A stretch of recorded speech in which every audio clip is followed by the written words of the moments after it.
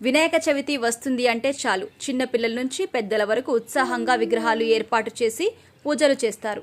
పట్టణాలు గ్రామాలు అన్న తేడా లేకుండా ప్రతి వాడలో విఘ్నేశ్వరుడి విగ్రహాలు ప్రతిష్ఠించి పూజిస్తారు. కోరిన కోరికలు నెరవేరాలని భక్తులు అత్యంత భక్తి శ్రద్ధలతో ఆ పార్వతీ తనయుడికి మొక్కుతారు.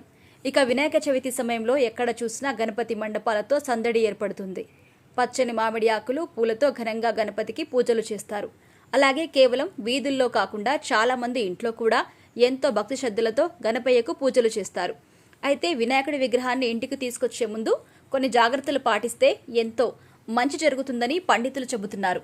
ముఖ్యంగా విగ్రహాన్ని ఎంపిక చేసుకునేటప్పుడు కొన్ని జాగ్రత్తలు పాటించాలని అంటున్నారు. వినాయక చవితి నేపథ్యంలో గణపతిని పూజించే ముందు ఆ సూచనలు ఏంటో తెలుసుకోండి. ఇక మనం ఇంట్లో లేదా మండపాల్లో ప్రతిష్ఠించుకునే వినాయకుడి విగ్రహం తొండం వినాయకుడి ఎడమవైపుకు వంగి ఉండాలని ప్రముఖ జ్యోతిష నిపుణులు మాచిరాజు కిరణ్ కుమార్ చెబుతున్నారు. ఇలాంటి విగ్రహం చాలా శుభప్రదమని, దీన్ని పూజించడం వల్ల ఆర్థిక సమస్యలు తొలగి ధనలాభం చేకూరుతుందని అంటున్నారు. దీంతో పాటు గణపతిని ఏదైనా ఆసనం లేదా ఎలుకపై కూర్చున్న విగ్రహాన్ని తీసుకుంటే మంచిది అని అంటున్నారు. నిలుచున్న భంగిమలో ఉన్న విగ్రహాన్ని తీసుకోకూడదు అని అంటున్నారు.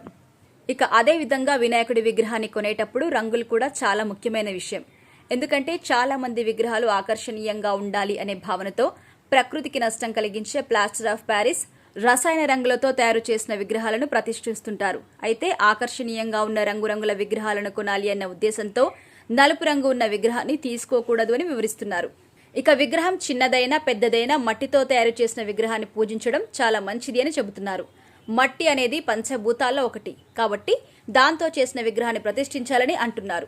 ఈ సూచనలు పాటిస్తూ విగ్రహాన్ని ఇంటికి తీసుకురావడం వల్ల ఇంటికి అదృష్టం సిద్ధిస్తుందని పండితులు అంటున్నారు.